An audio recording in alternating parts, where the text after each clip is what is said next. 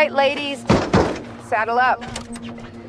She's a woman, but she still manages to make that sound like an insult.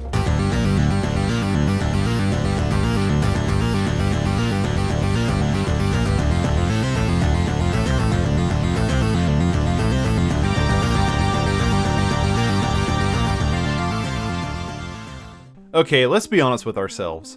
Movie adaptations of video games have typically been pretty awful.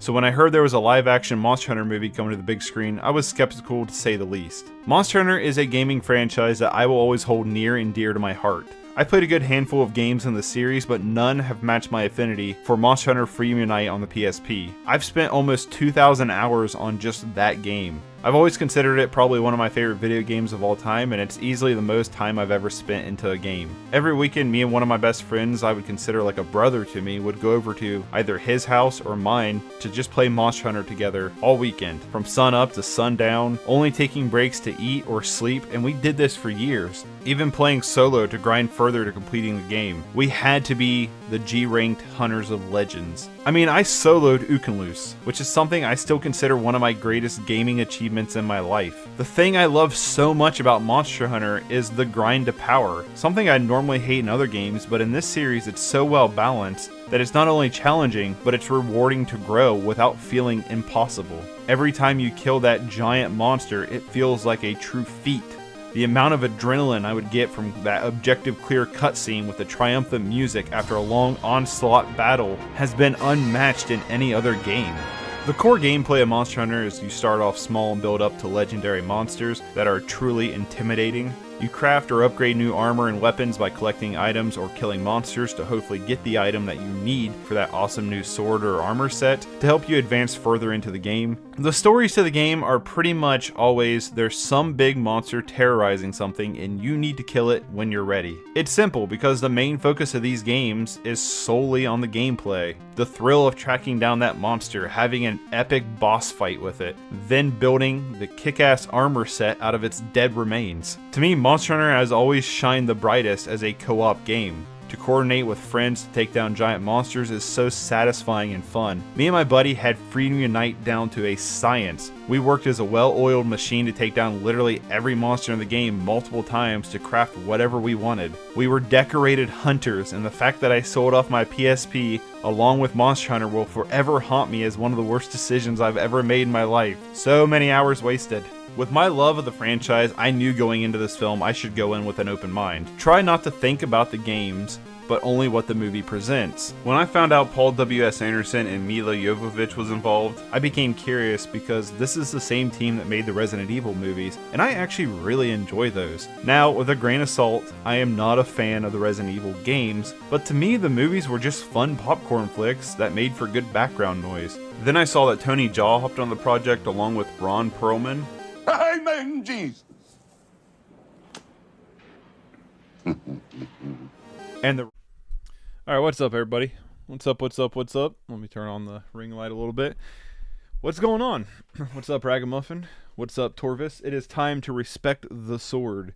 This is a list submitted by Raging Duel on the Discord server.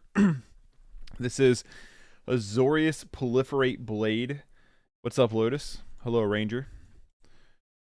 What up, what up?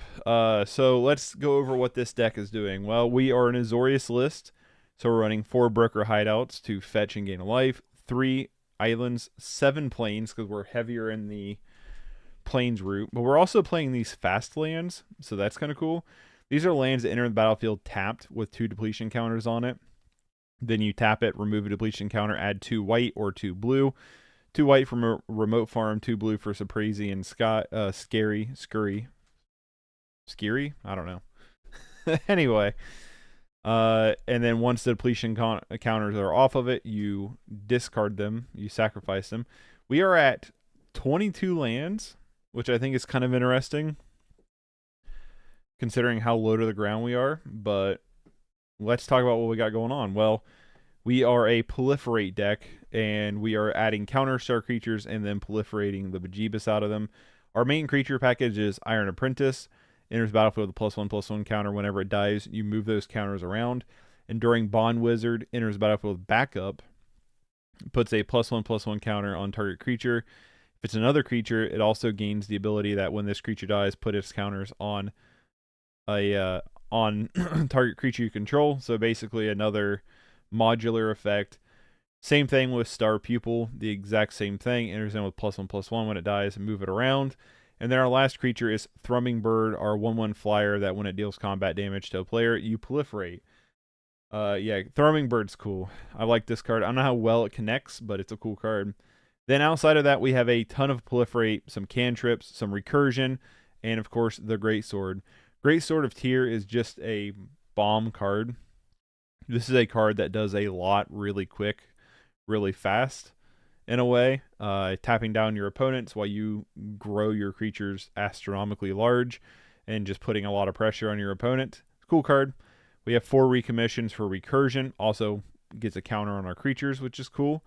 Unbound Potential puts a counter on 2 of our creatures, or we can proliferate, or we can entwine it to do both of its effects. Contingent's Plan is a proliferate draw card. Experimental Augury is a Augur of Bolus plus proliferate. And then we have Vivisurgeon's Insight, which is a 5-drop, which I think our fast lands will kind of help us with, to draw 3 cards and proliferate as well. Sideboard wise, we have Light of Hope. Gain 4 life, destroy target enchantment, put a +1/+1 counter. So it does a little bit of everything. Does a lot of stuff. Would be good to bring in against burn, be good to bring in against enchantment decks, and also be pretty good to bring in against board wipers just to get that +1/+1 counter. Don't have to. It's one of the weaker ones. For Mana Tithe, this wouldn't be a I saw Ragamuffin. This wouldn't be a Raging Bull list without Mana Tithe, Recommission, and Greatsword. Clearly some pet cards of theirs. I'm a little curious on when we want to bring Mana Tithe in, but maybe we'll figure it out as we go along. We have 4 Revoke Existence for more artifact enchantment hate, and 4 Spell Pierce for some counters, pretty much. So that's what we got going on in this deck. I think it looks cool. I'm excited to give it a run, so let's see how it runs.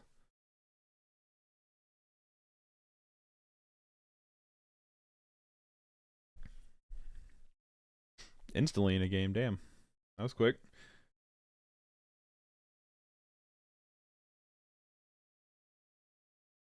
Mana Tithe is fun too. Nobody ever expects it. True. Yeah, I'll keep this. We have the Pupil. We have Enduring Bond Wizard. We have the Greatsword. So I'm gonna keep.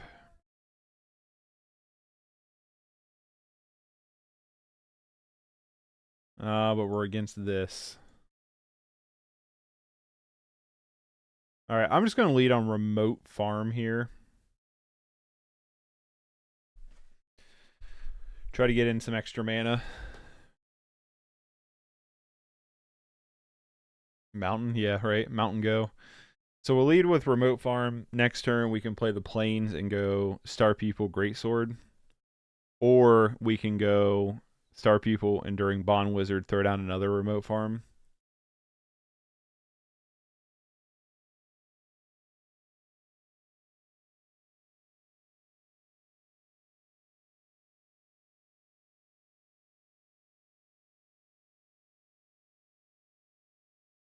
I find a Swift Spear coming down next turn. Find another Star Pupil. So we could just go Star, Enduring Bond Wizard, and then start throwing down Greatsword next turn.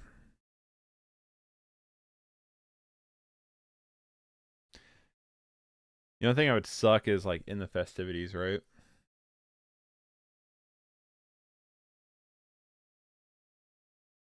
Never like turn 2 Reckless Impulse if it can be avoided.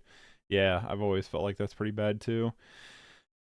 We could just go Enduring Bond Wizard into Star Pupil, and then keep up the other Star Pupil in case they do have like an in the festivities, and then play it next turn with the Greatsword.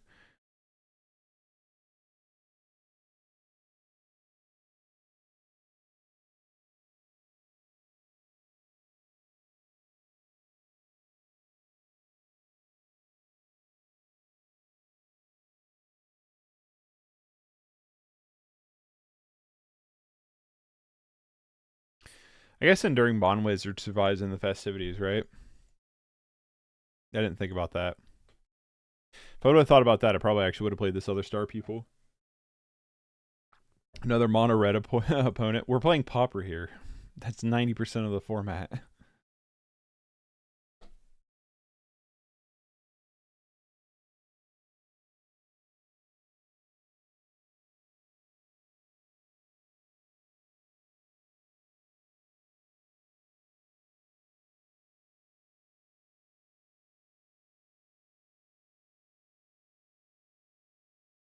It's crazy at the moment. It absolutely is. It's kind of annoying. Alright, too bad we don't have lifelink.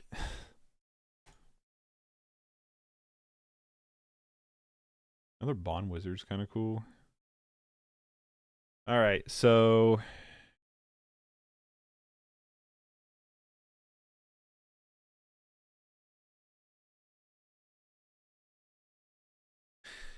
I'm just trying to debate here. If we play the other Enduring Bond Wizard, do I want to back up our current one?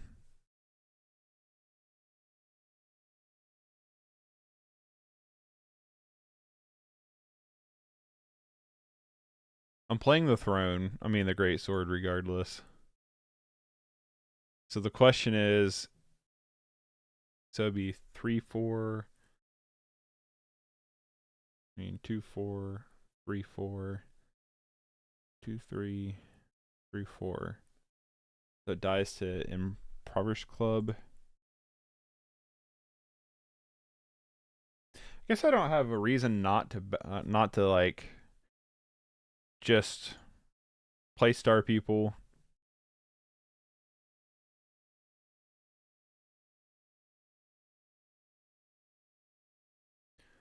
Play Bond Warden.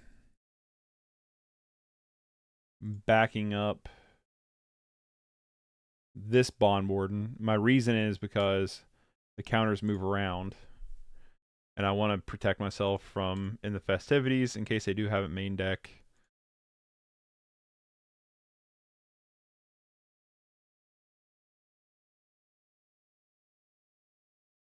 Tap down their Blast Runner. Punch him for 3. 2 club. Opponent's decklist should be 4 bolt, 2 clubs, 1 end of festivities, 3 chain lightnings, 4 rebirth, 4 Ren, 4 repulse, 4 combustion, 4 synth, 4 epicure, 4 blast runner, 4 swifty. I mean, yeah, but even if they have a 1 of in the festivities, I still think it's worth probably playing around it a little bit. Plus, it makes our board nice and wide too. One thing I could fear with this deck is that after we put all of our counters on our creatures, it gets killed. Yep. That's why I think so a lot of our creatures have the modular effect, which means when they die, you move around the tokens. So, I mean, the counters. So I think that's why you don't, like, 1, you don't play into a good board wipe, and then 2 is you don't play into putting all your counters on one dude, right? They're going to lose their improvised club, which is cool with me. I'm probably just going to chump this Swift Spear.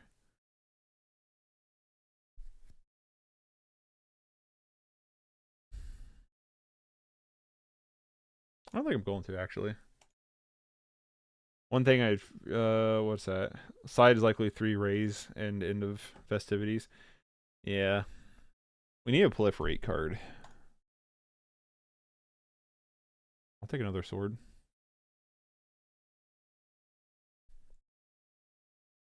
I actually should have played the Sapazi and Scurry here. We're going to put it on the other Enduring Bond Warden here.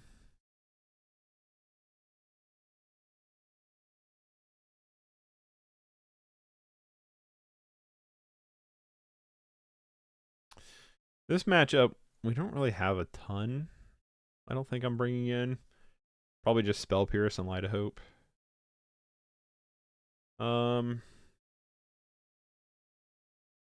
Bond Warden does block pretty nicely, though, doesn't it?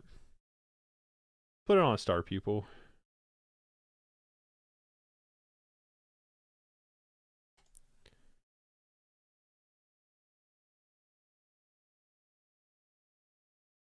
Hold you back.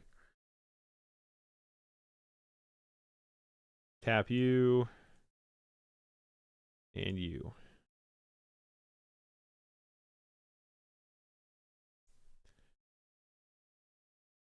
Hit them for 6. It's a lot of damage.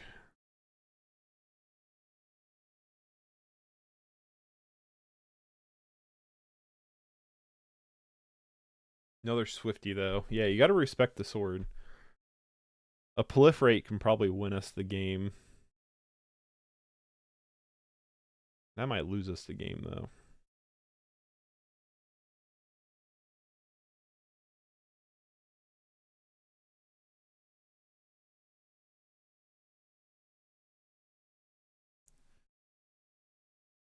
What's up, Pigeon? 2. They can sack this. 5. Oh, they had Rebirth? Damn. That probably wins them the game.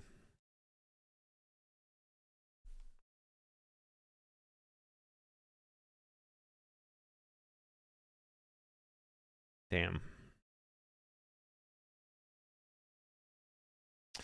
They had to have the Rebirth, didn't they? So we tapped down 2 of their dudes, and then we're dead on the crackback.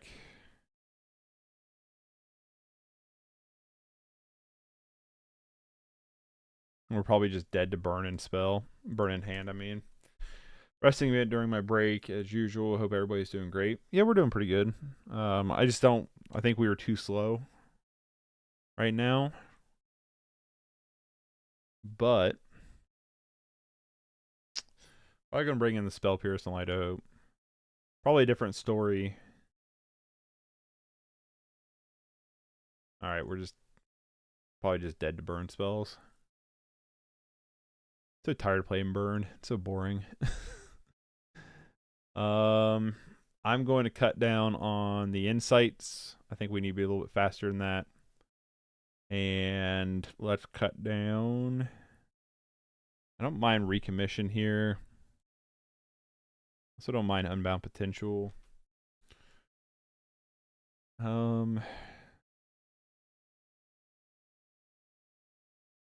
Alright, I'm going to swap out Unbound Potential for the Light of Hopes.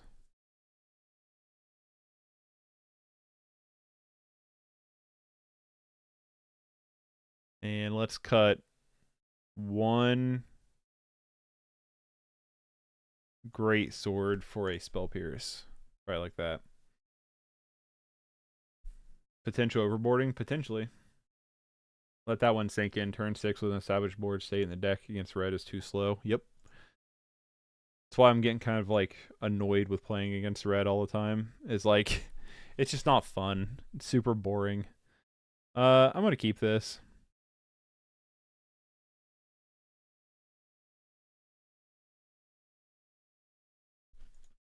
I'm hoping the new set really like shakes up the format a lot. Because I feel like, I don't know, maybe it's just me, but here recently, it just feels like every time we play against... It used to be Fae, but now it feels like we just play against Burn every fucking stream. It just gets so boring. It's like the same thing over and over and over and over. Spell Pierce is kind of cool.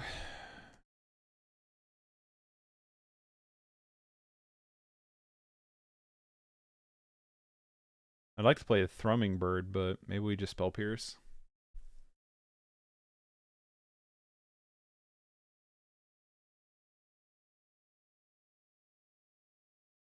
I think some new sets add diversity, but I don't want to see it warping the format into something entirely new. I don't want to see it warp something entirely new. I don't know. I'm just like... it just feels like I play against the same like couple decks. So I can do Enduring Bond Warden and Thrumming Bird.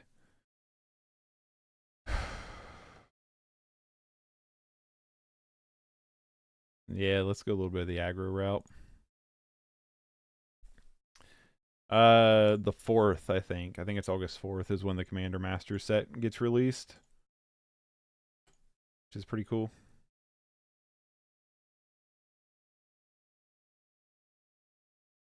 The next turn we can just hold up Spell Pierce.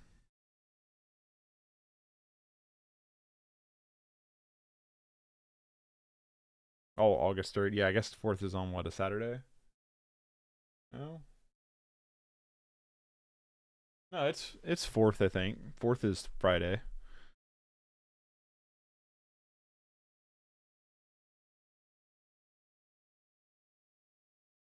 Yeah, I'm gonna hold up Spell Pierce for this Kadatha Rebirth.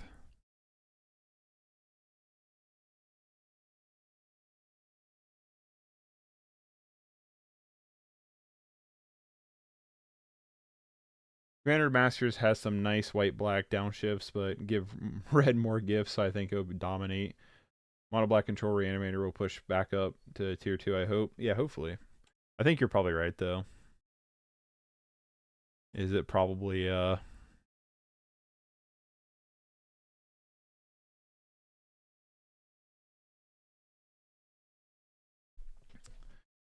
Too bad we can't proliferate onto the Thrumming Bird.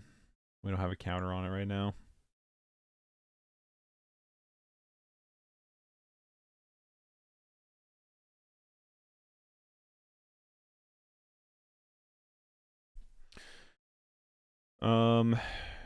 We had another blue source. Well, we don't.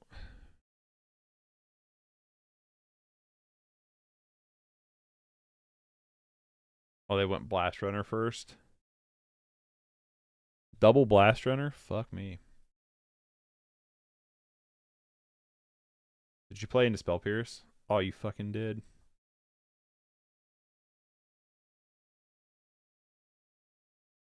Nope.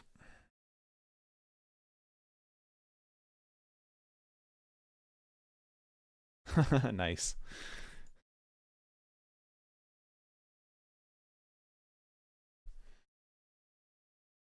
It says for 2. Sure.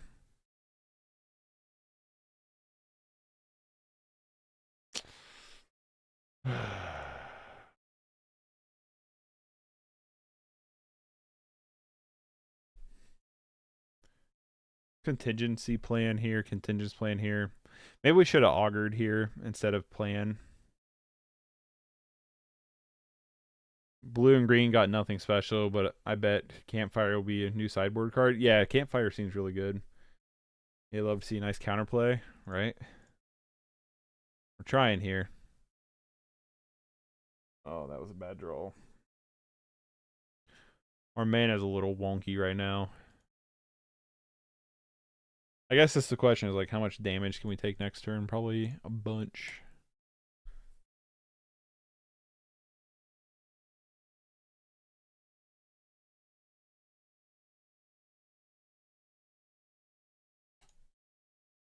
No, we have mana for literally days. We just don't have much blue mana right now. Yikes. We have a 4/5 though. It's like, that's really cool. If they want to kill a Thrumming Bird, we can recommission it. But I think we're just going to take literally a litany here. Alright. Let's draw our gain 4 life card.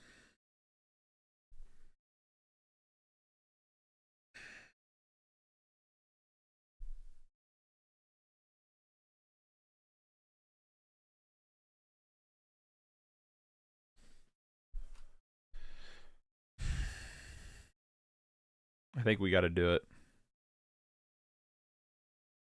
What's up, Chuasol? Holy Day, Peace Transcend list. It is not in the list. No. Is this a greatsword deck? If so, can we add a betrayal for lulz? It is a greatsword deck, yes. Was just looking at mana cheap lifelink creatures to counter some of all this. Arcbound Mauser. Yeah, like we know some of them that are around. This just wasn't in the list. I'm gonna augur here, try to find like one of our cards.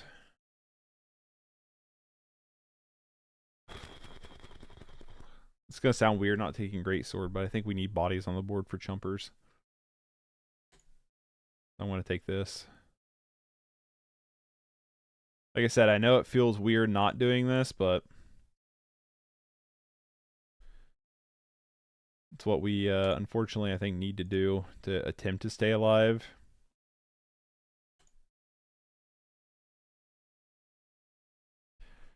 We're probably just dead to burn spells in hand, though, aren't we? Stupid ass burn. This is why mom doesn't fucking love you. Hit you for 1. Proliferate 1,000,000 times. I'm too paranoid to play hexproof creatures unless they have it in a battlefield effects, though. Yeah, there's... yeah. That makes sense. I mean, honestly. Okay, Epicure. Epicure secures the win because they can just cycle this blood token.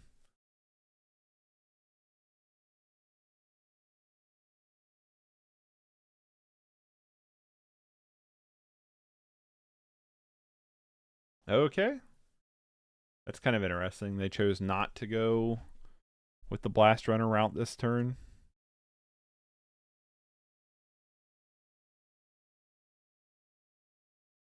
Interesting.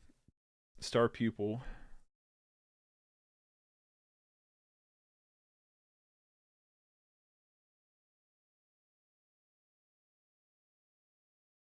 Come on, life gain.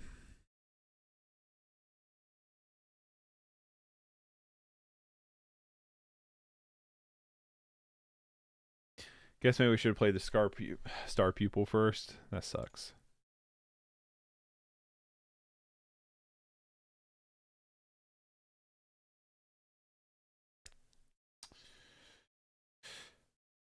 Okay, well.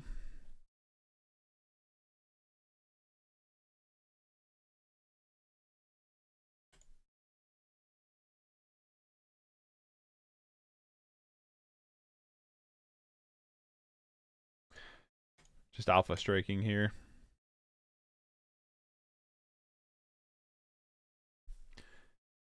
Surely one of his 4 draws isn't a burn spell, right?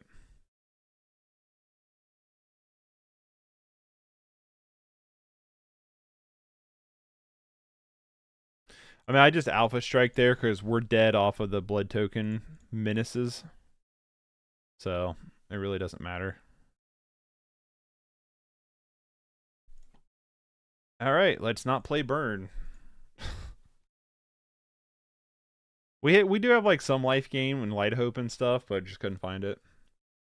So now I get why Blast Runner. I've been avoiding them till now. Yeah, Blast Runner is really good. We did everything. Like, our deck ran pretty good. It just doesn't run as good as burn, apparently. Burn is super annoying. Alright. Oh, I didn't mean to open that. I think after this deck, I'm going to swap out the Mana Tides. I'm not a fan of I've never been a fan of Mana Tide, I should say. So I'm going to swap those out. Just curious. Okay. I would like to go first. No blue, but Bond Warden and Swords, sure. Keep this. Really looking forward to all that glimmers for hexproof. Put that and some lifelink on a hexproof creature and we should be able to erase burn. Yeah, no kidding.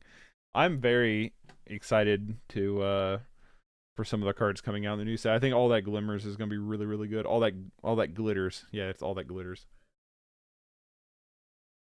You're right, you're right.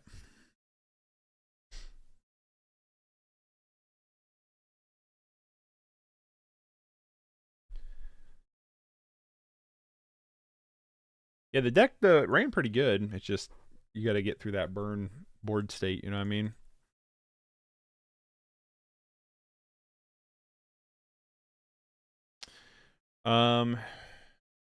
Get blue down.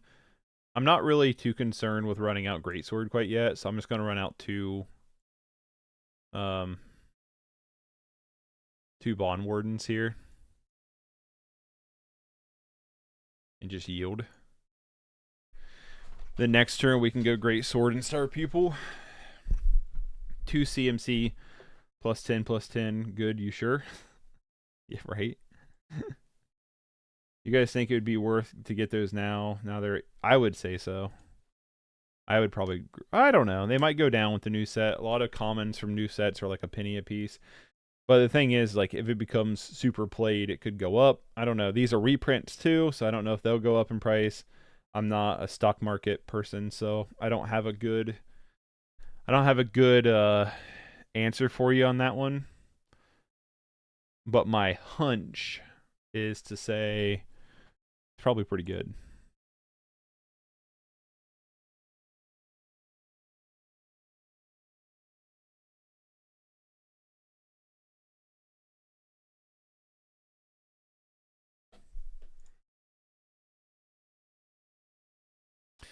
My hunch is to say that, you know, probably going to spike a little bit. I don't know. I mean, it wouldn't hurt to get them. I mean, worst cases, they do go down in price. But, like, you know, best cases, they go up in price, and then you already have them. So why not? You know, 8 cents is pretty easy to swing. And no idea that usually go either. 8 cents is pretty cheap, though. Yeah, some of them are really cheap, but I don't know. A lot of places are out of glitters in the UK already. Damn. I think Card Hoarder still has them. This is also a card I'm getting tired of seeing. It's Kadaltha Rebirth, even though I cast it all the time. maybe that's why. Draw a Proliferate card. It's kind of a Proliferate card.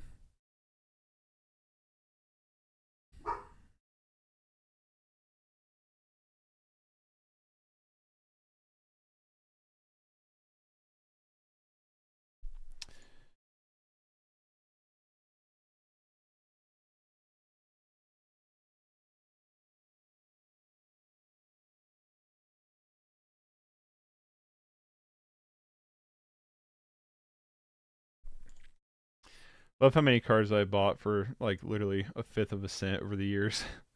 Right? Yeah, I'd say it's a great list. It's a great chunk. Slept in by accident. No worries, Bull. What's up? We lost game 1 against Burn because, you know, Burn's a son of a bitch.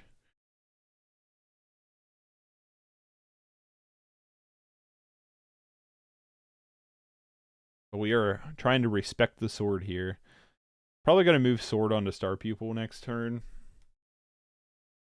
I wanted this Enduring Bond Warden to kind of outgrow some of their like double blocks and stuff, if that makes any sense.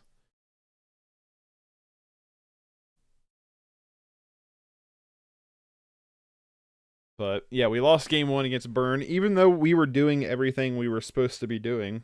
Hell of a board state, powerful creatures with a ton of counters on them, proliferating left and right, just wasn't enough.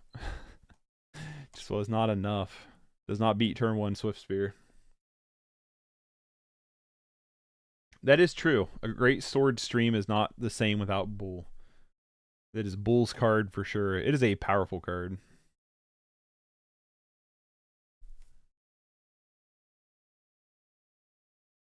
Sword always overperforms, never seems that great till you see it live in action. I felt the same way. When I first saw the card, I was like, this could be good.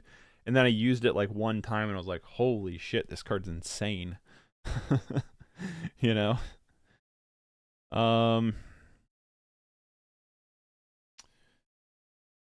Well, things are about to get bad for our opponent real quick. Move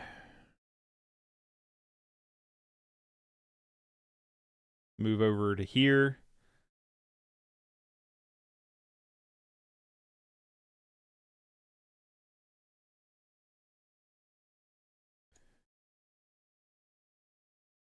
Lock down one of these Thrabian Inspectors.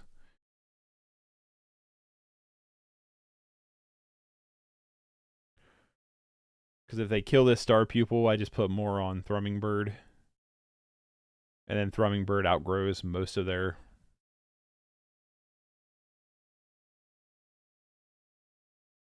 I'd rather just kill a lot of their creatures.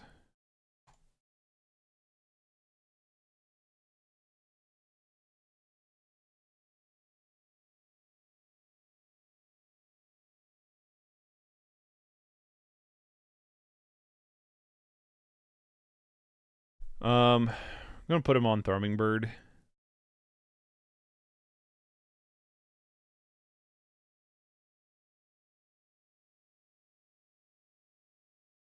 Yep. Okay. And they rage quit out. Nice.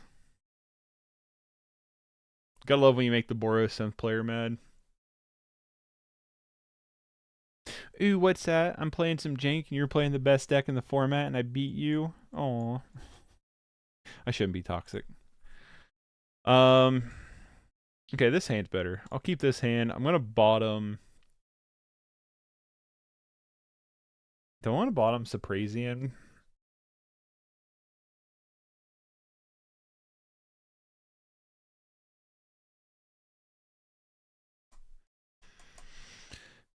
Just debating on what lane I want to bottom here. If I want to bottom Saprazian or if I want to keep Saprazian up. I think I keep Saprazian up.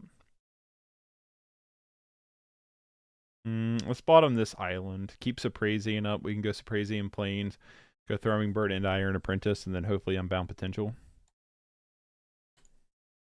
Who's going first here, me or them? They are. Well, if you swim over the canal, you'll be in our little messed up country. We all are known for smoking green things and red lights, so we can't really say anything about your politics. Where are you from, Pascal, then? Are you from, like, Amsterdam? Oh, I'm missing comments here. Look, it's the sword. It's the sword. We did the sword things.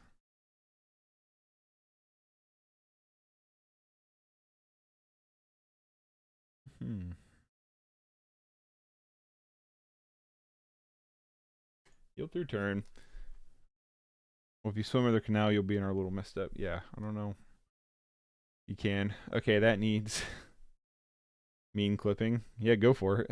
The best feeling is a Sulfrata lock. I still don't know what that one is. Yes, the Netherlands. Oh, okay. Yeah, I remember now.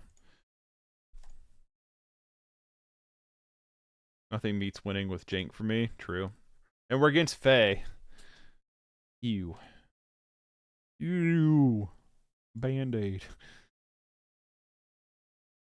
Yeah, I'm not saying this deck's jank, but I'm just, you know, this is not a tier deck and you just took down, like, one of the decks. It's always a good feeling.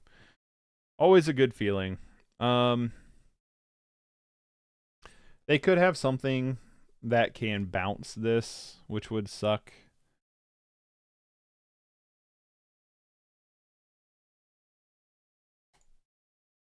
But I also think it's worth noting, like, if we can get punched in with Thrumming Bird, I guess it just depends on what our opponent plays, right? We might have to lose our Saprazian Scurry for Unbound Potential. You know, if we top deck a land, different question because we have Unbound Potential, but if we don't top deck a land, that's just, it all depends, really.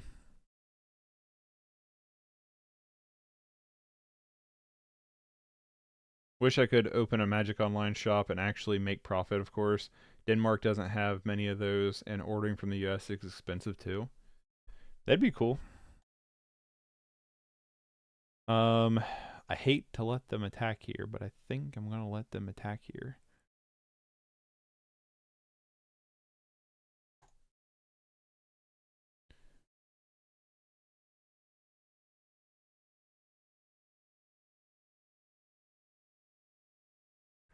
Germany has great online stores. That's sweet. My brother in Bolos, this deck is jank. I know. It's not. It's good. I don't like the fact they're clearly leaving up. They're clearly leaving up.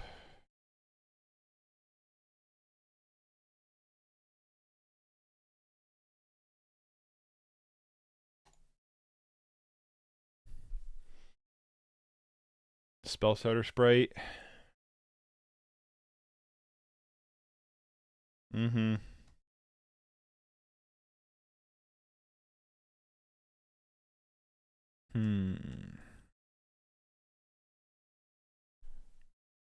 I think we just pass here.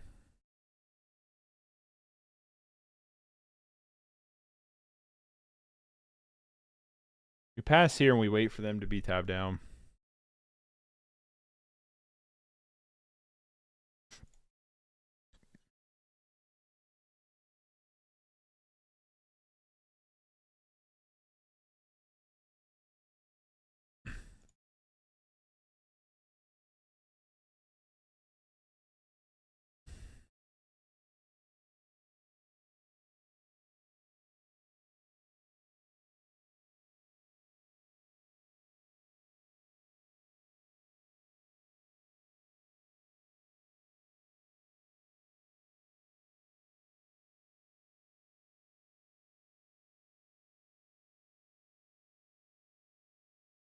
They just have counterspell. What's the odds they have spell starter sprite 2?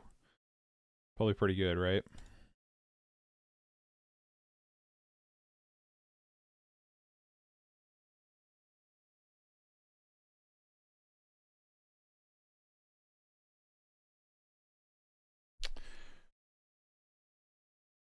$100%. Yeah.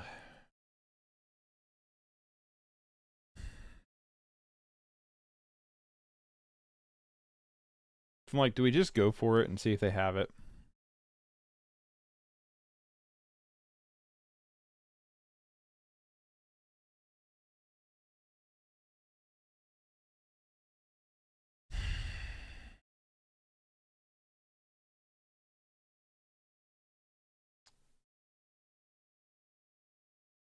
You know, man.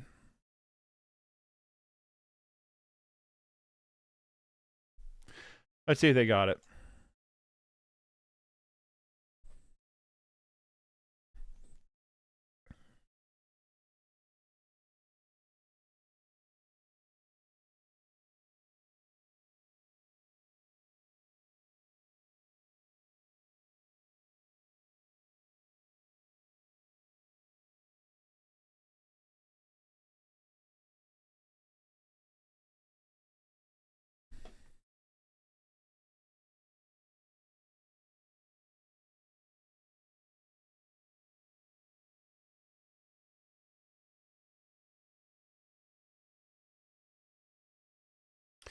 Brian Barr was annoying. I guess we should have known they had that. That was one of their cards in hand because they had the Moon Circuit Hacker.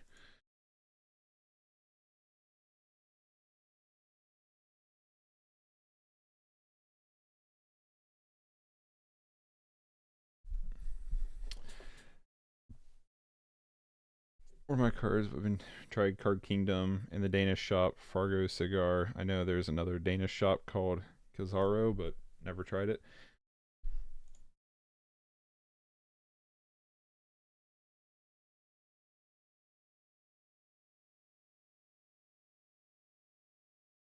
I actually wanted to change this around, but I wasn't paying attention, so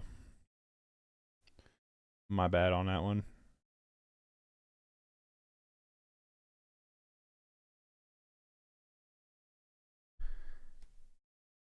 Did it proliferate? Game is why Mana Tithe? Yeah, probably. Probably gonna bring Mana Tithe for this. Oh, I don't know. It's non-creature spells, right?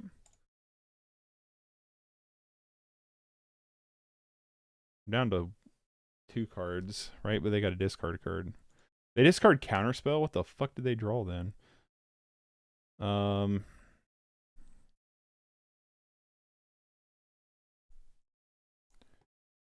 we recommission this?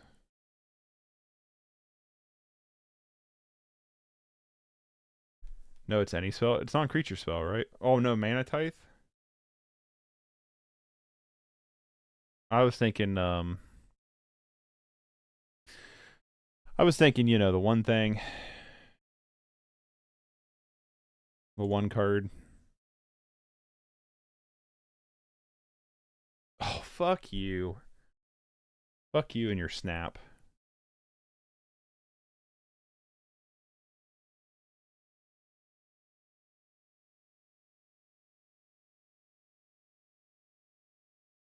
Spell Pierce. Yeah, I was thinking of Spell Pierce. You're right. On the Gurmag, yeah, that was awesome. The Mana Tithe on Gurmag was hilarious. Snap is Snap has always been good against me because I also run like mono black sack a lot too. So it's always been a pretty tilting card.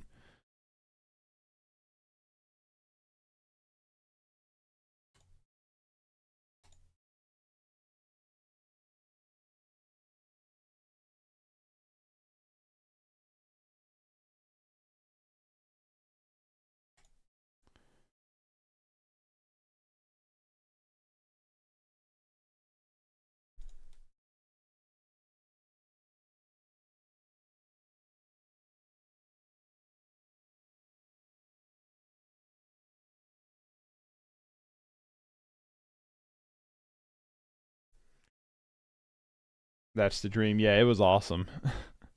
It was awesome. Like they went all in on Gurmag and they're like, Mana Tithe, and it's just like, what?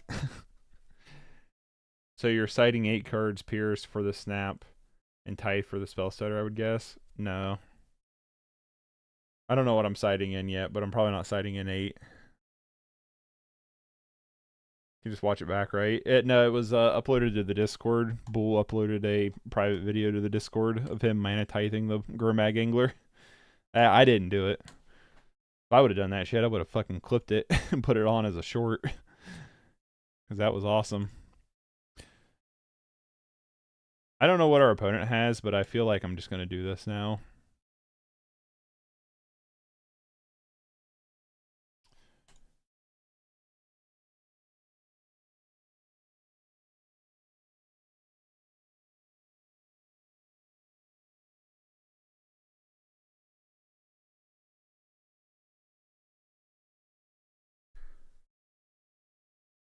Our opponent just rage quit after.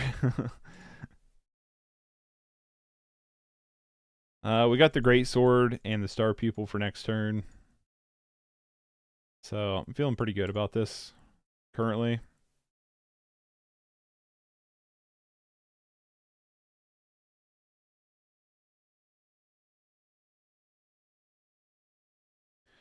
Play Great Sword.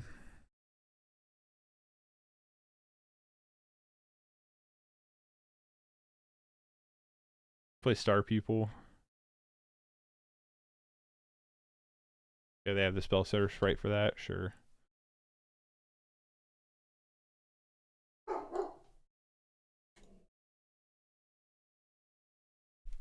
Vigilance will be awesome here, right? Vigilance will be sweet. I played Red, White, Lockout, and Modern a couple of years ago. Land Destruction, Mana Types, and Ghostly Prism. It was sweet, but also bad. That's funny. Lem. Hey. Come here. Lemmy. Come here, bub. Can I help you? What you barking at? Fairy Seer. We're going to do with their Scry here. Lem. Was that the mailman? Was that the mailman? Was that the mailman? I don't know. You don't like the mailman's car for some reason. I don't know what his dogs are prejudiced against mailmen for, but they sure is. Taking 2 here. That last card of fucking snap. Probably, right? Okay, they scoop it. Got him. I don't know if I want Mana Tithe. I think I want Spell Pierce, though. I don't know if I want Mana Tithe. Fluffy used to stream all the prison and land destruction decks. He isn't very active now because those aren't archetypes anymore. Yeah, I remember seeing him pop around on those a lot because he's a good boy looking out for you. He is. Tell as old as time, bro. Right? They snapped and still scooped. I know. We are tier 1. Coming in, wrecking house. What am I doing? What am I doing here? I don't know why Star Pupil's over there. We got the Mana Tithe and the Spell Pierces. Do I want to bring all those in? I think Vivisurgent's Insight's decent here because it gets around what's his face really well. I don't think I like Recommission as much unless we get countered. It is possible. I actually think I'm going to go down the Unbound potentials here because of Snap. I think those are an easy target to get rid of. And then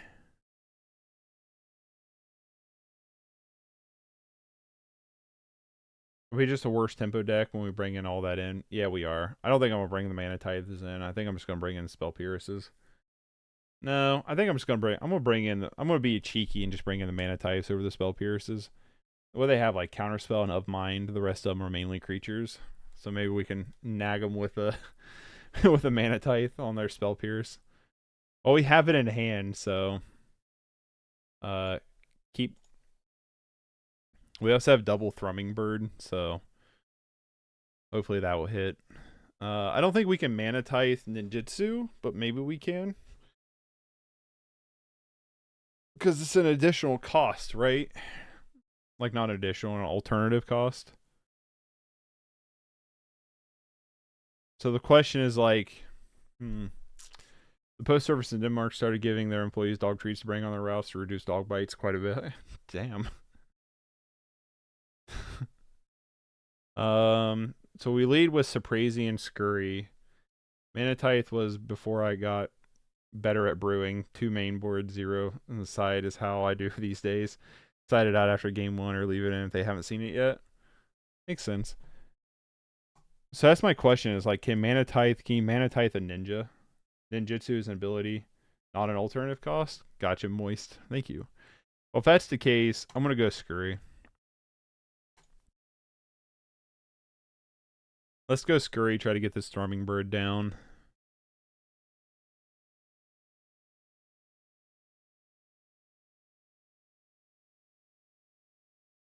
Besides, they just have Moonhacker anyway.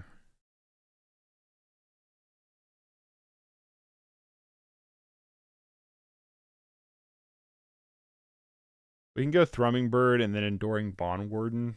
Put a counter on the Thrumming Bird.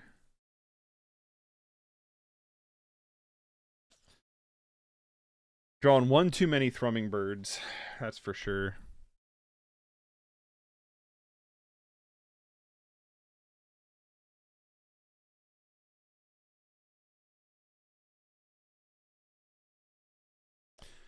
Play a Thrumming Bird, and I'm just going to pass and hold up Manatithe.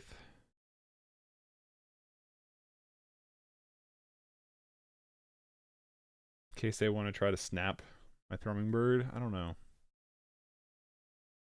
I'm just trying to think. Like, we play Enduring Bond Warden.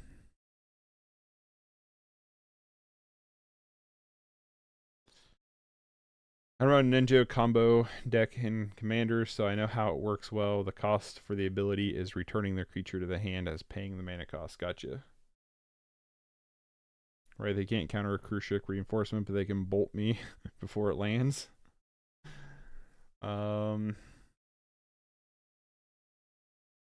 Is there a relationship between brewing skills and how many mana types you play? Probably.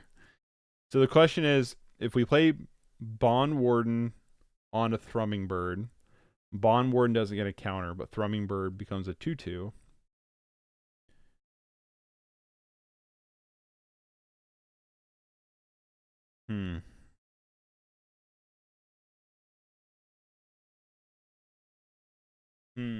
This is tricky.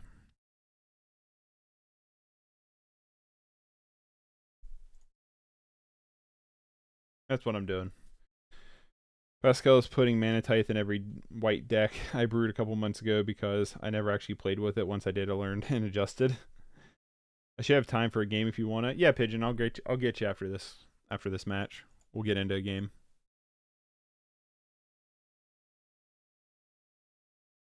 I'll do a buddies only after this match, a buddies only queue.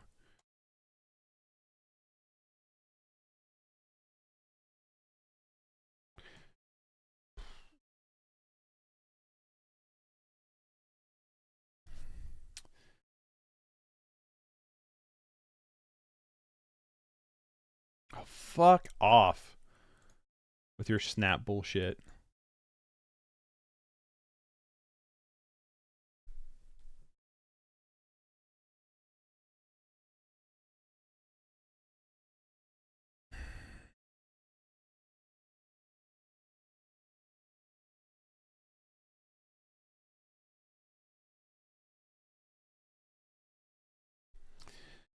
Yep. The problem now is our land is the Saprazi and Scurry, so we kind of lose it. Community match. I'm excited. Yeah, me and Pigeons played before. Most decks want to go fast, so reactive spells aren't great. Or go for a long game, which makes a dead draw, so without looting effects, there aren't many decks that want the effect. Yeah, I'm not a big fan of it either. Of Manatithe.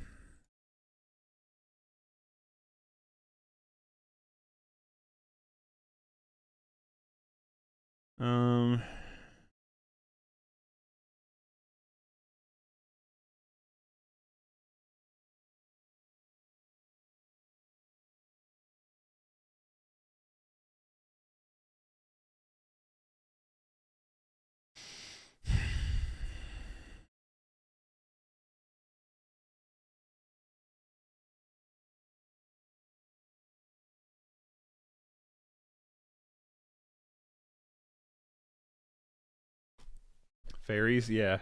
I hate fairies. Hate this deck.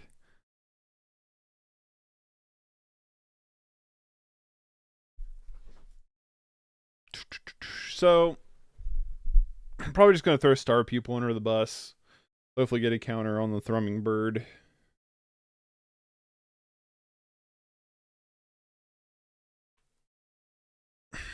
They draw out a million cards. If we can top deck a land, that'd be kind of cool, because then we can Manitize something. That'd be funny.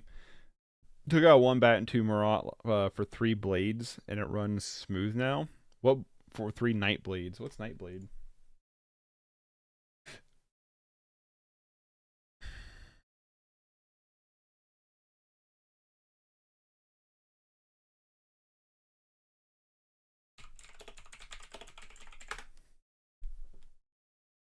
Oh, Nadir's Night Blade? Gotcha. Is it a little bit better than the bat? Just curious. Moose, is it a little bit better than the bat? Ooh, I want that great sword.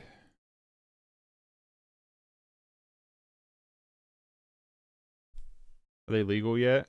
Not yet, I don't think. That one might be. I think that one might have been previously common. I'm not sure, though. Modern Age does make Tithe less awkward. True.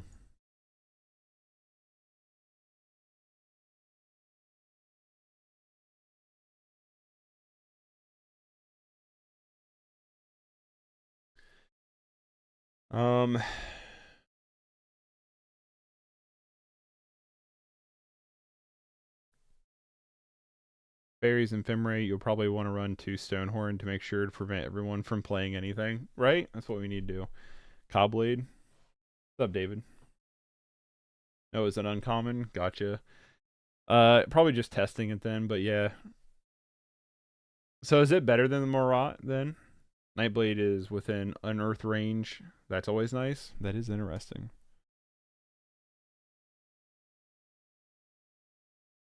Not getting in with both ninjas seems weird here.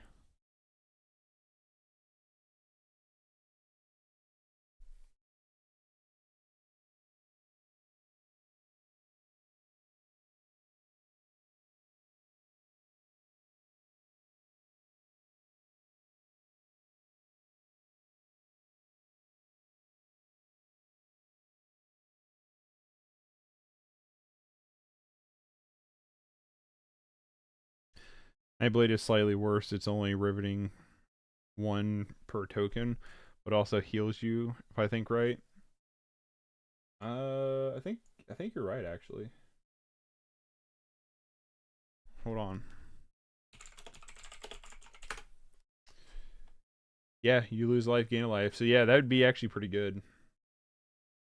That makes sense. I'll have to revisit the deck when the set comes out and try it out for sure. They discard Brian Barrow Intruder. I think we're losing this game, my friends. I'm going to do this while it's on the stack. So that way they can't spell Stutter Sprite it. I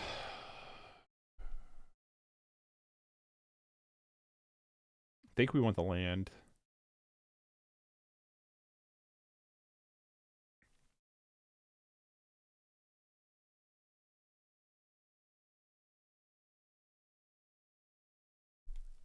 We play memes here, sir. That we do.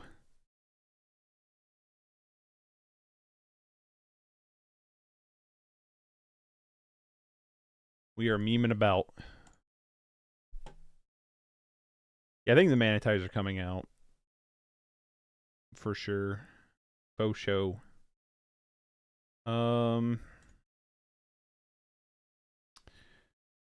Probably just gonna play Star Pupil here.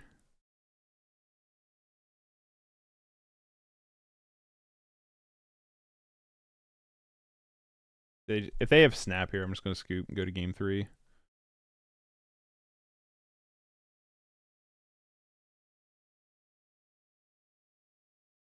Yeah, Manitize are gone. I'm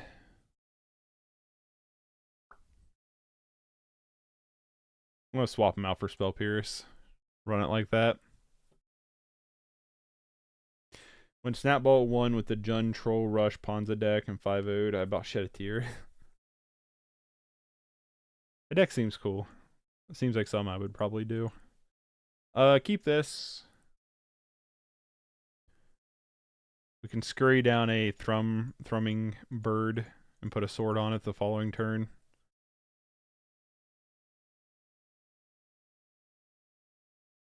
They're mulliganing to 5. Good. I want to beat Faye with this deck so bad.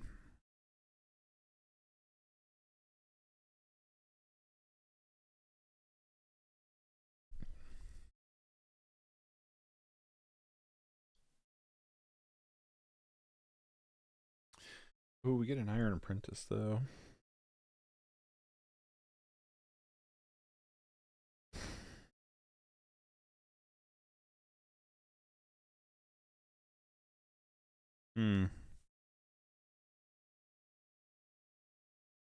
Question is, do I want to get down Iron Apprentice now? Or do I want to get down Greatsword next turn?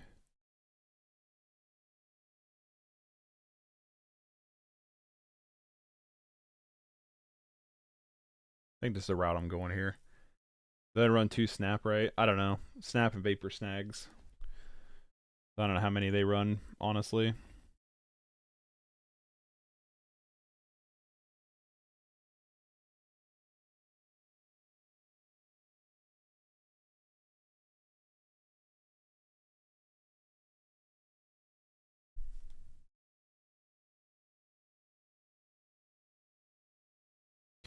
You've activated my trap card.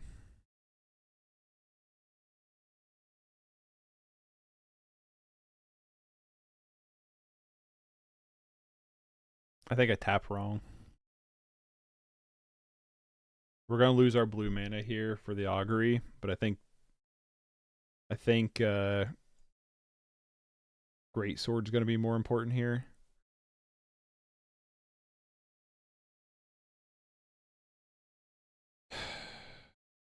What a moron. Eat this, Fairies. 4 Snap. So for mtgo, I would swap the 3 Marat for Nightblade and Paper. I would just keep 1 Marat because its explosive power kills opponent. The single spell is crazy in the deck. True. True. I want to build that deck in Paper. I'm going to. Mark my words. Gosh darn it. Yes, we... Trying to think if there's a way we don't lose the Greatsword here. So maybe we should have just played it.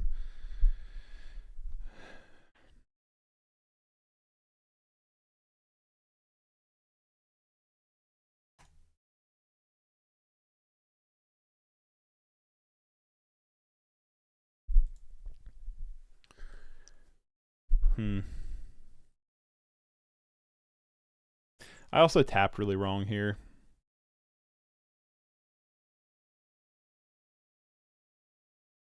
Yeah, I didn't tap very well.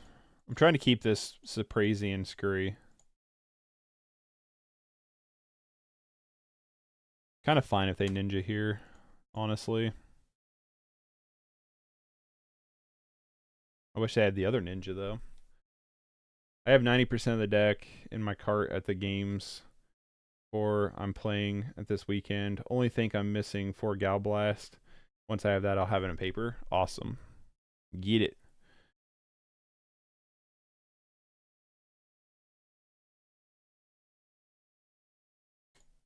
Let's do this. Let's fetch up.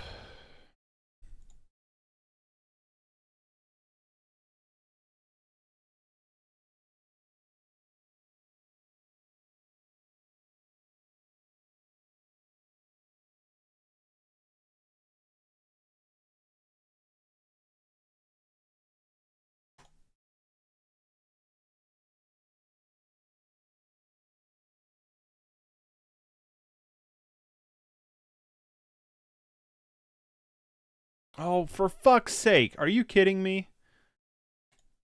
Do they just have everything? They mulligan to fucking 5.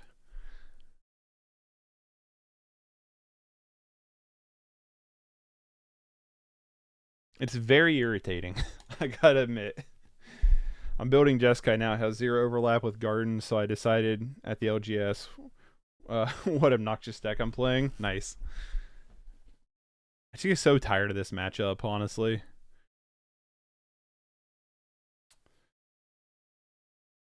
Sorry if I'm a little salty, but it just gets old. Alright, well.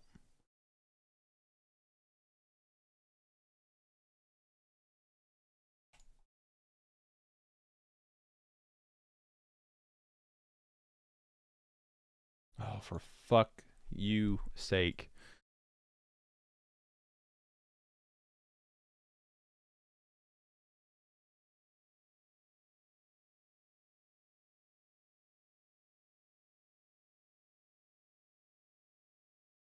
Alright. Bro, I'm all getting 4 against Blue Black Terror last night. That's why my homie rage quit, right? Right. Like, I see the Fae players probably Gardens, and if I see the Boggle players probably Gardens. Wow, great story, Pascal.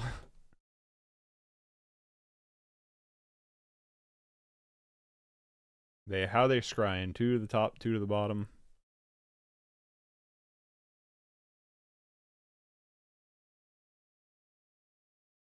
My luck, probably 2 to the top. 1 top, 1 bottom. Of 1 mind. Draw a million cards.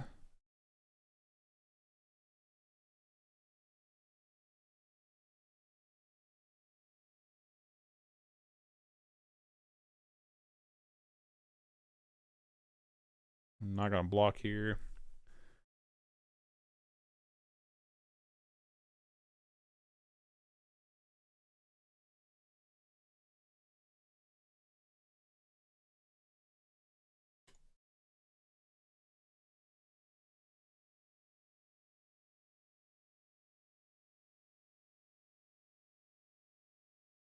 Mm-hmm. As to be expected.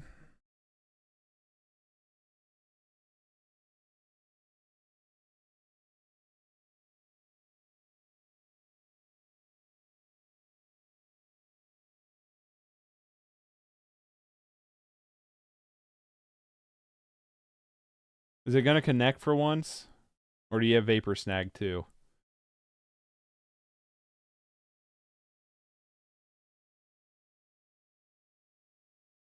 Alright, Phariseer's dead.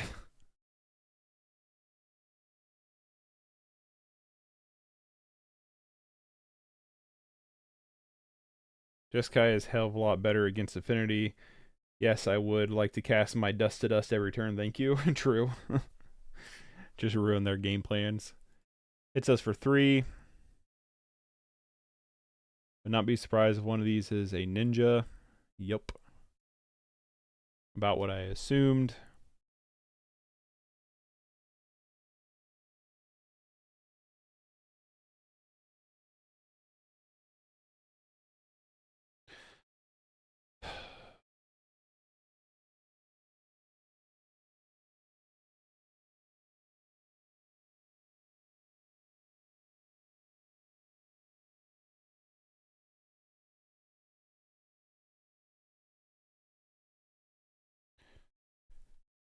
Tap down that Fairy Miscreant.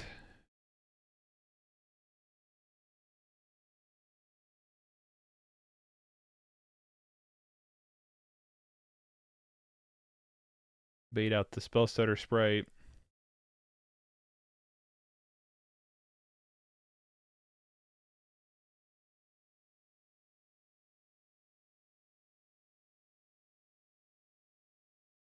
Oh my god. Really?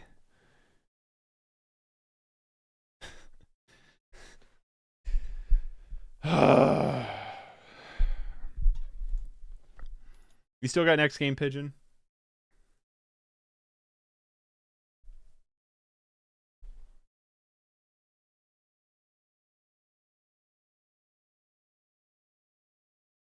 Oh my, I want to build Fae now. Fuck Fae.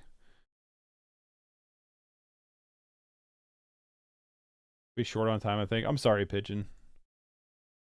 Sorry, homie. I'll tell you what, Friday, as soon as you jump into chat, we'll jump into a game Friday. Thursday, I'm playing Modern. Tomorrow, I'm playing Modern. So, blame Fairies. Yeah, when in doubt, blame Fairies.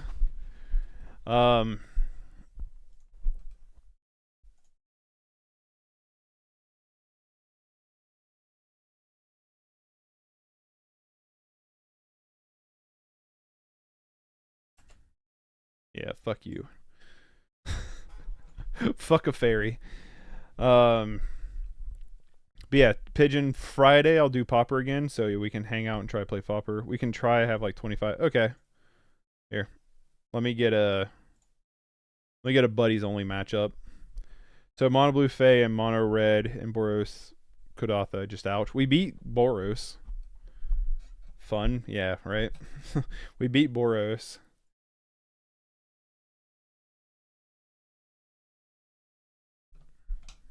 Ooh, no, not this hand. Mulligan. Yeah, I'll keep this hand. Bottom Vivisurgence. I wish we had a Proliferator, though.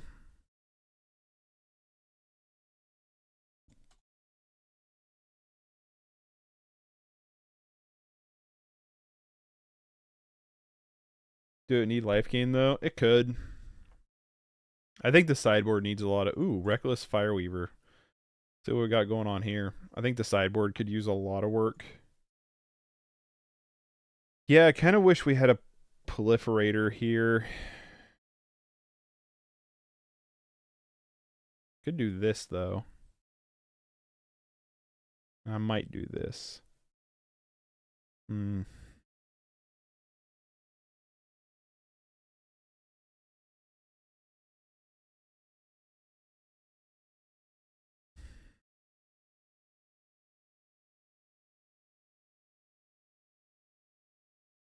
Alright, I think this is what I'm going to do.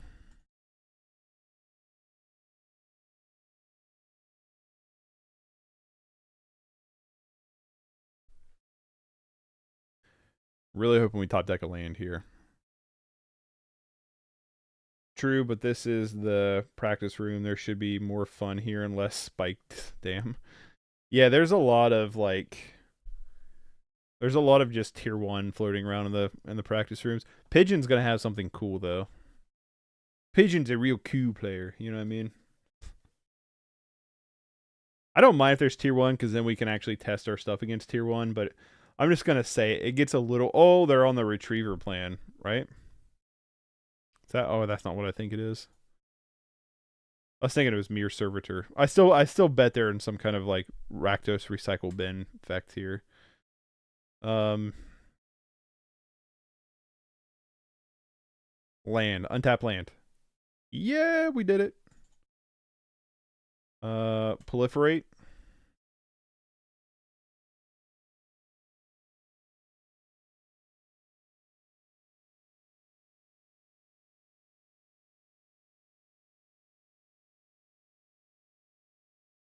Sweet.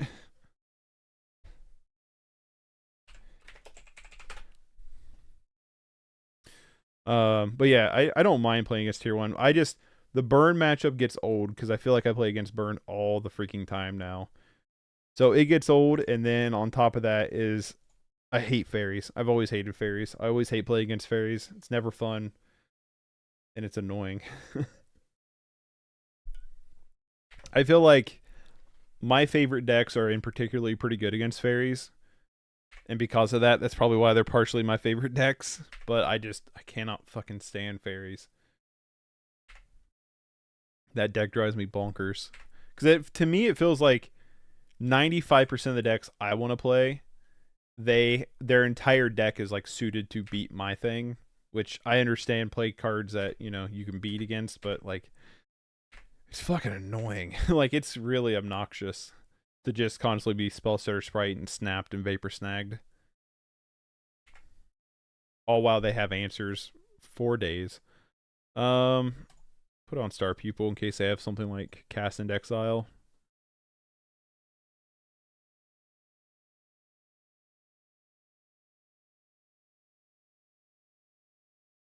Let's draw Proliferation here. Broker's Hideout. Let's go get an island because we don't have any islands.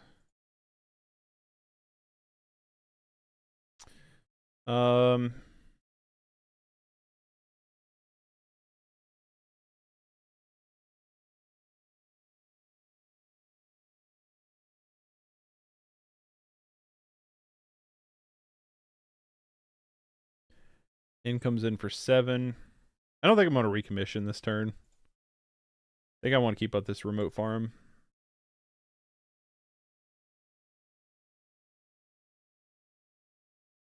This is going to be tough.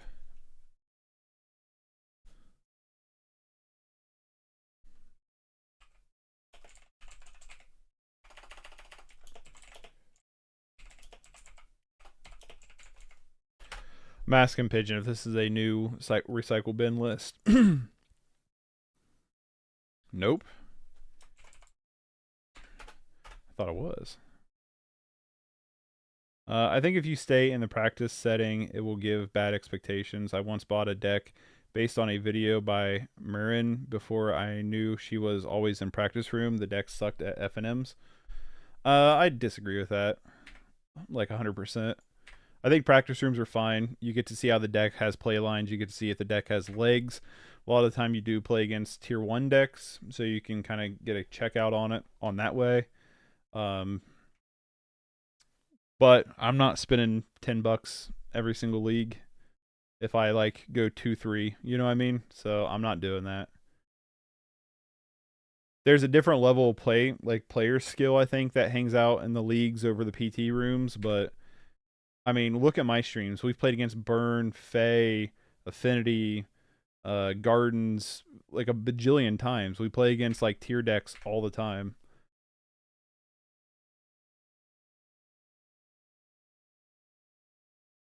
So, yes, but you aren't editing the vid to make the deck look good. Well, that's different.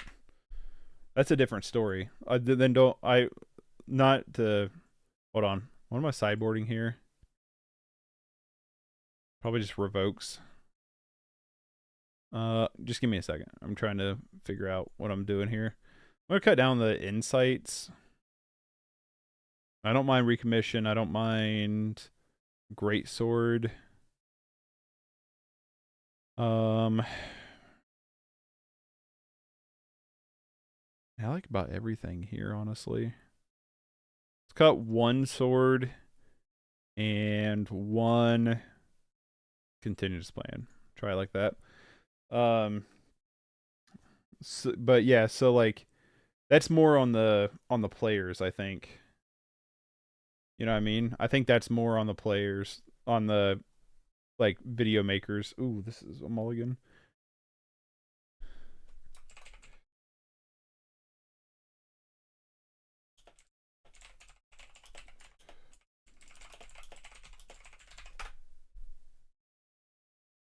But yeah, I'm not gonna, even if I didn't stream and I just made videos, I'm not trimming out. Like, I'm not gonna find pieces that make me look better. You know what I mean? I'm gonna be honest and just show how it runs, how I run. You know what I mean?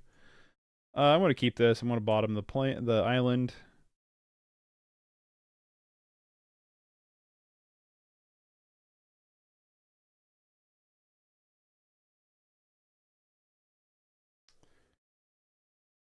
Just gonna star people into augury. You know? Because that could give misleading impressions. Like if I go 05, I'll show you going 05. I don't care how salty I get, you know? Just playing it gives me more ideas.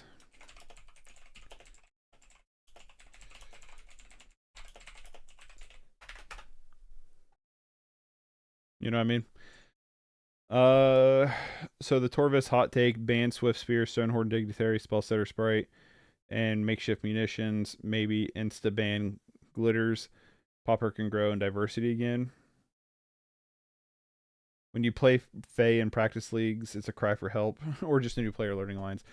I don't have anything. I will tease and say, get out of here, you know what I mean? But in all honesty, like, I have nothing really against, hold on, I'm trying to figure out what I want to do here. I don't really have anything against people playing. I'm just going to play this, and then we can proliferate next turn. I don't really have anything against people playing tier 1 decks in the PT room for that exact reason. Not gonna lie, I think this all sucks right now.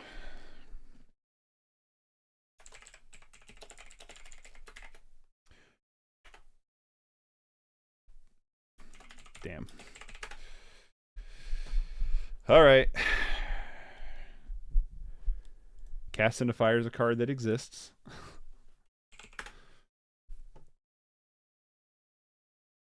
Got a lot of new players in. Well, maybe new player picking up the deck, not necessarily like a new player in terms of like, you know what I mean? Maybe not necessarily a new player in terms of like, I've never played the game before, but someone new picking up the deck. Because like me, if I would pick up Fairies, I would play in the practice room, see how the deck has its lines. Golem Foundry, that's terrifying.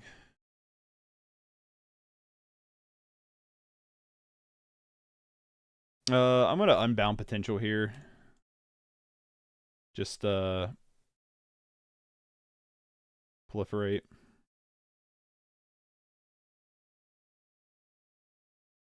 Because that's gonna get revoked.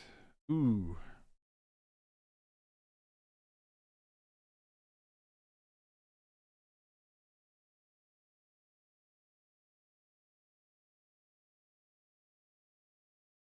Yeah, let's get rid of that.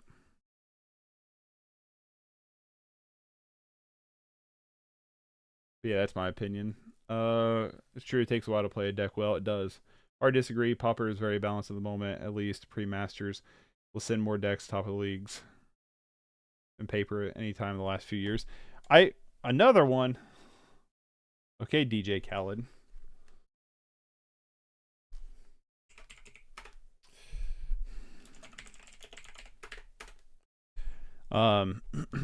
Like Bull says. Exactly. Another one. What was I saying? I was saying something.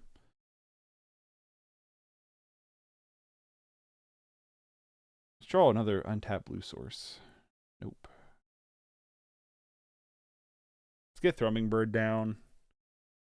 See if we can't punch through a little bit with Thrumming Bird.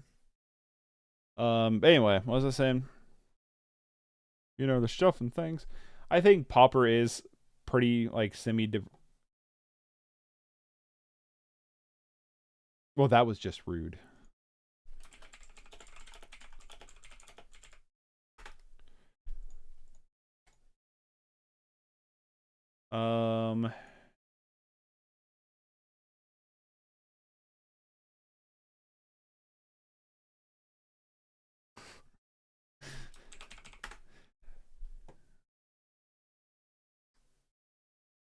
I always play in the practice room. I'm not going to spend money losing leagues. Feel the same way, Ragamuffin. I'm in the exact same boat as you. Unless there... See, my thing is I play a lot of different decks, so I don't really, like, sit down. I don't really, like, sit down and learn a ton of decks, like, front to finish, you know? There's a few that I feel like I'm very solidly knowledgeable in. For an example, like, you know, Torex or Mono Black Control or Monstertron. Like, I've played a bunch of those. But in terms of, like, and I used to play a lot of Jund, Wildfire, but, like, you know, in terms of, like, oh, yeah, I'll just pick up a league. I don't know. You know what I mean?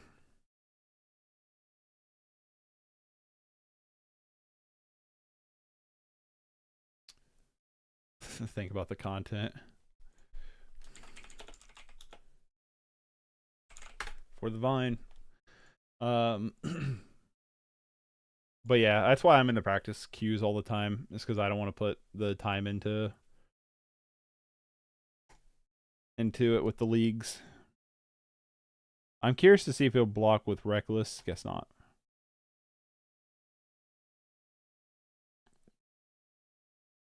Maybe I shouldn't have attacked into that. But yeah, that's why I play the practice queues a lot.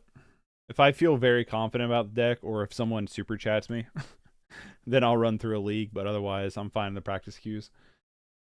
Balance is a strong word, especially when you start seeing main deck answers and flooded sideboard slots against 3 decks only. Truth. Preach it. I need to draw a greatsword here.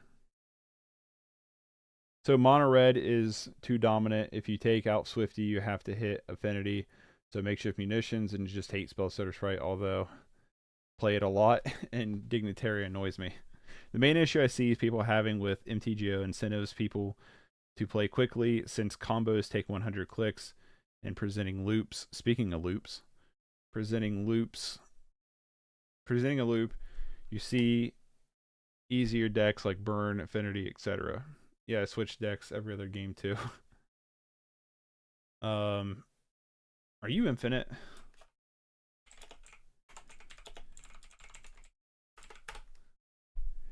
I'm gonna ask him if he's. I think he's infinite right now.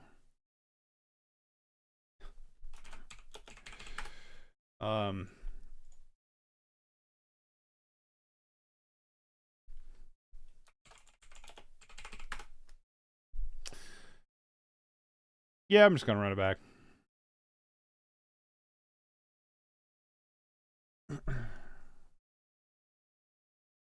But when you see those players play in paper or play in league online tournaments, you see much more diverse decks. I have about 25 pauper decks in my battle box in paper and change decks regularly. I feel that, Torvis. If I can get some consistent results with White North Eagle, I may be a league soon. Oh, keep us updated, Bull. For sure.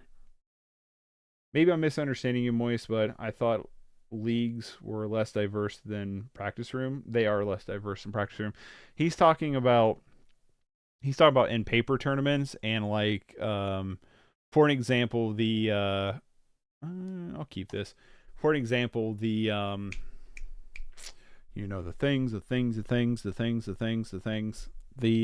challenges. They're a lot more diverse. Yes, but packed with specific answers, as I stated above. Paupergeddon deck lists are clear examples of that. Mono red and Affinity were hated to oblivion. 3 foundries equals infinite, right? Foundry proliferate, though. Actually, that'd be kind of cool, right? I'm gonna lead on Enduring Warden here. Alter combo and Rakdos, huge respect, right? Pretty sweet.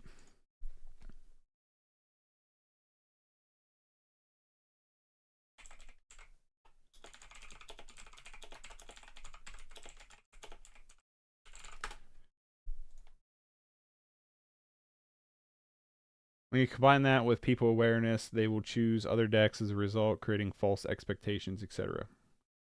Yeah. See, okay, here's my thing. It's basically Tronless Alter.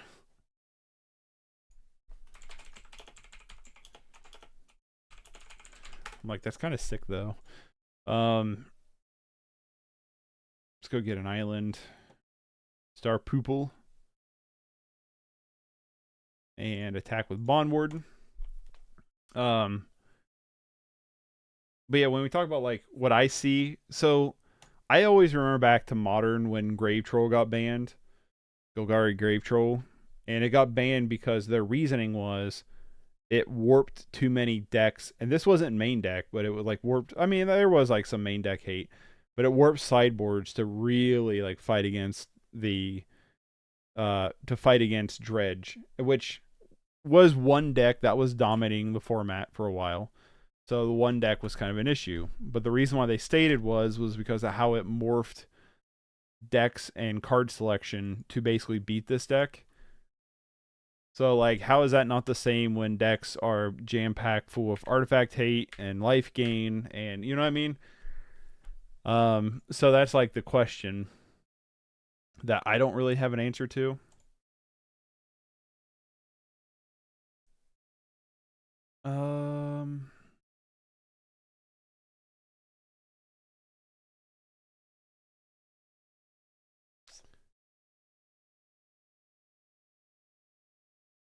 Okay. Enduring Bond Warden is out of Arms of Hadar range. So that's my thing with it. I think there is a lot of diversity, but for me, I'm not a fan of the current power level. I like slower, longer games of more back and forth, which is debatable in some of my deck choices if that's actually true or not. But in my heart, that's what it feels like. And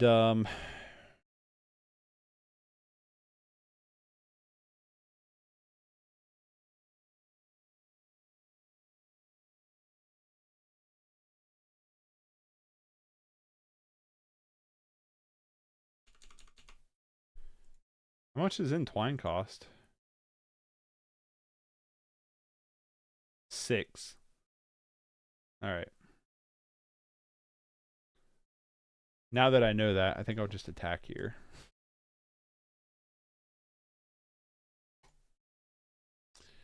I would love to have a collection like that one day, Torvis, and perfectly without having to switch the same cards in different decks. Yeah, that's what I've been trying to do in Paper, is not having to like switch out decks in Paper, trying to buy multiple copies so they stay in deck. I'm not going to do that, obviously, with like modern prices, but with like Pauper, for the most part, I can get away with it. A lot of the cards are really, really cheap. Is active brewing is happening in the meta and doing well. Decks that got brewed to top results in the last year include Black Gardens, Black White Ephemerate, and Gruul and Boros Wildfire decks. I mean, yeah, there's still some brewing happening for sure. But I think in like the overall like, okay, now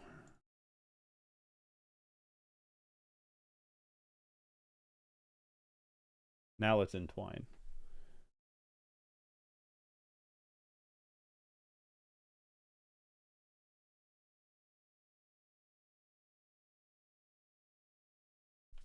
I don't know. There's a lot of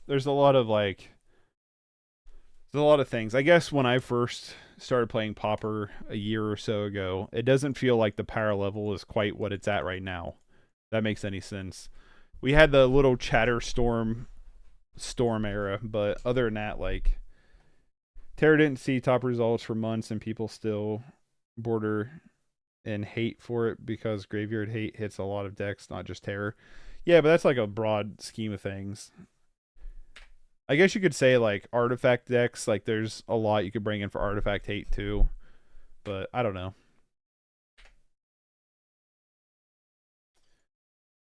To me, I think there's cards that are problems, but I also want like a little bit of a weaker format in terms of power level, but that's just me. So I get not everybody's going to think the same thing, which is fine.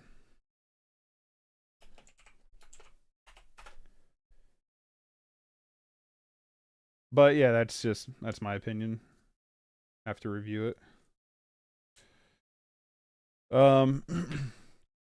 The ban cards topic, the format health topic is pretty diverse. There's a lot of people that thinks all across the spectrum on it. And I think here's my opinion. I just thought of it. Had a lot of 1 damage spells, never got to kill anything. Gotcha. GG's. Fun game, though. Here's my thought with it. With Pauper. Is, for me personally, I think a lot of my issues with the format currently comes, and I'm going to pull up Goldfish to set an example with it. Okay. Decks, popular format, Pauper. Here's the top decks. This is like what the front page. Honestly, like past Kennel Fiend, I don't know, I guess there's Mono Blue. Like, let's look at the lists here, right? I don't like any of these decks. I'm not a big fan of any of these decks to play. I don't find much fun in playing most of these decks. Burn is okay. I'm not a big fan of playing Burn personally. I like Black Burn, but like just mono red Burn. Not a huge fan of it. The Kadatha or the Pinger version. I just don't find them very fun to play. The Affinity deck is... it's okay. I kind of like it, kind of don't like it. Like, there's parts to it I like, and then there's also parts that I don't like. Gruul Ponza I haven't played, but I just imagine it's probably not very fun. Boros Synth, out of this entire set, is probably the closest to a deck that I would pick up. Because it does do things I like. I like flyers. I like the recursion package. A lot of good value. Nothing in here seems abhorrently like obnoxious, other than maybe Swiss Spear. Coggates, I'm indifferent on. The little bit I played with the Gates cards, like, they're okay. They're not like my favorite thing to do in Pauper. I don't like Fairies. Dimir Control, the Terror Control deck, I'm not like crazy on. Hate, Ephemerate. Bogles would probably be the next closest thing to a deck that I would really consider like actually playing. Would be Bogles. Kennel Fiend is Moke. It's a little too combo-y for me. Don't like Mono Blue. This variation of Tron I'm not a fan of. Oh, this is Ultratron. I would consider playing Ultratron, maybe.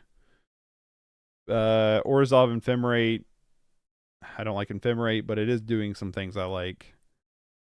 So, I mean, yeah, there's not like a ton of decks. There's not like a ton of decks in the main meta that I'm personally that interested in playing. Or like kind of suits my play styles, if that makes any sense. And so when you play against these decks all the time, it just kind of gets old. And it's like, man, I kind of wish something would just kind of spray some Febreze in this meta. You know what I mean?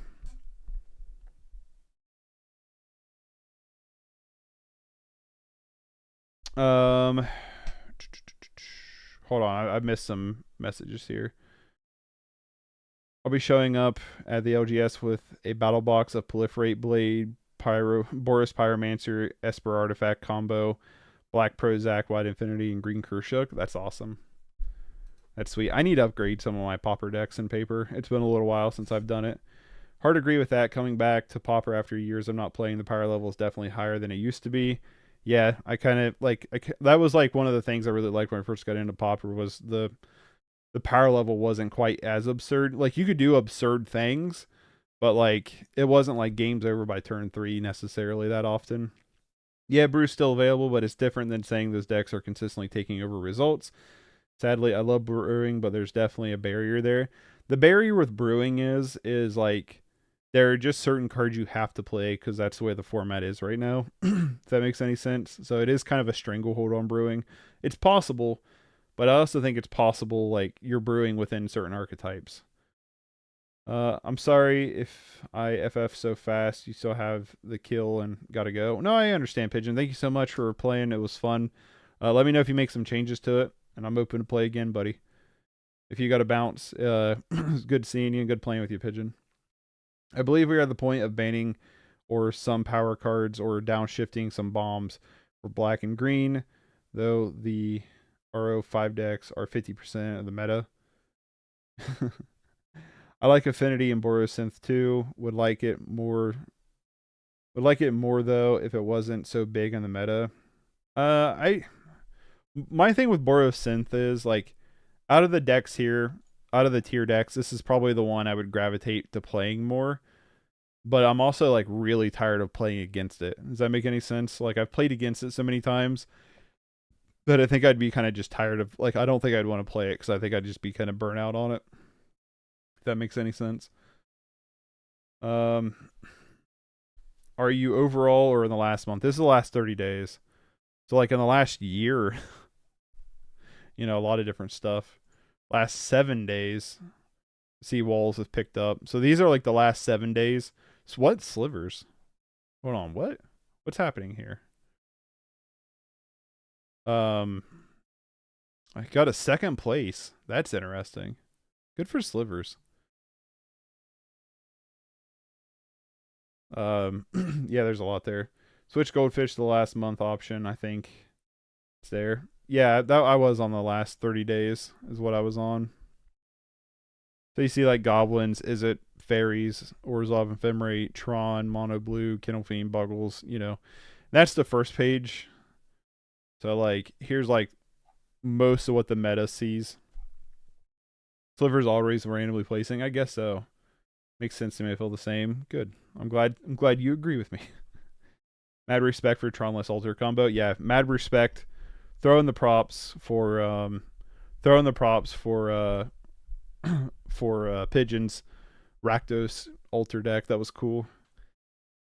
So yeah, I mean you got Burn, Affinity, Panza, Borosynth, Coggates, Mono Blue Fairies, Demir Control, Ephemerate, Bogles, Kennel Fiend, Mono Blue, Orzhov Ephemerate, Tron, Goblins, Is It Fairies, Elves, Familiars, Mono Red Synthesizer, Serpentine Curve, Slivers, Walls Combo, Boros Bully, Ephemerate, Tron, Mono White Heroic, Cycle Storm, Demir Fairies, Boros Ephemerate, Walls, Cascade, Mono Black, that's surprising, Selesnya Ponza, Naya Ponza, Turbo Fog, Mono Green Aggro, Blackburn, yay, Esper Ephemerate, Tamir Delvert, Jun Synthesizer, Naya Ephemerate, Gogari Midrange, Mono White Aggro, and Ponza.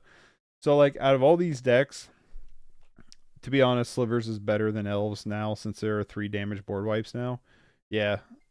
Yeah, I agree. I don't think I would be that interested in Elves right now. You know, Blackburn's cool. I don't know. I haven't seen like a recent list of Blackburn. See, so this is an example. They're playing Rotten Reunion in the sideboard. I mean, the main board. 1 copy of it to kind of deal with cards. This deck did not do very well. Spending Darkness, also not like a great card in a mono black burn deck, but probably being ran because of burn.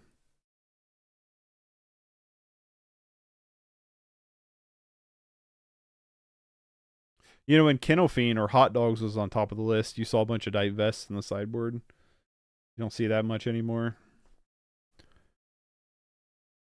Okay, this is just Gardens. Gardens without Gardens. This is the ramp-ish deck. Yeah, this is like the black ramp deck. So yeah, Spinning Darks. Yeah, it's good in like a deck kind of like that, but like mono black burn, it's not a burn spell. You can't burn. You can only kill a creature with it, so it's only like a semi removal spell. So you're just. I wonder if they removed for it. They're only running 3 bump the nights. Well, that's why you went 1 and 2. I would like Blackburn too. I think the life gain against burn is nice. Just haven't seen a list that didn't run out of gas. Yeah, it does run out of gas pretty constantly. What's this mono black build like? Oh, this is just straight up Old Devotion.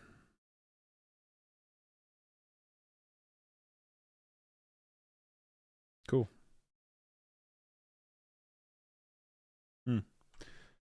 Anyway, yeah, so that's my opinion. I just like the way the format is right now. It's just playing. There's cards, there's decks in here I'm just not crazy on. And you know, if you go back to mono black control for the win for sure. And when you go back to like you know, you go back to oh, come on, brain, work with me here. Trying to think. I don't know. Brain ain't working. I think there's arguments for health meta and stuff. But yeah, I'm glad I have you guys to give me wacko decks to play all the time, because that's a lot more interesting than this majority of this front page. So I'm thankful for all you guys, because you guys keep my sanity. Even if it gets annoying playing against Fairies and Burn a lot. Still like, let's talk about this deck. I like a lot of what's going on in the main deck. I think we might have too many lands. But also maybe like not enough lands, because the remote farms and the Saprazian Scurries were, I feel like we were like in between. We either could proliferate them or we couldn't. As for our creatures, I think our creatures are fine. The Great Sword is good. You get a Great Sword, you can start working, you know. Yeah, I like this deck. It's fun. I think the sideboard's what really needs the most help. I think Manatithe could go for something. I don't know what it could be. Potentially like Prismatic Strands, maybe. Dust to Dust, maybe. I don't know. But for right now, I do like the deck. I think it's cool. Thank you, Raging Bull, for the submission. And I'm going to bounce for today. So thank you all for hanging out. If you want to support the channel, you can consider becoming a member, 99 cents a month, yada, yada, yada. All that stuff, right? So thanks to everybody for hanging out, and I will catch you tomorrow. I'm going to do some Modern. So I will catch you tomorrow, hopefully. Bye, everybody.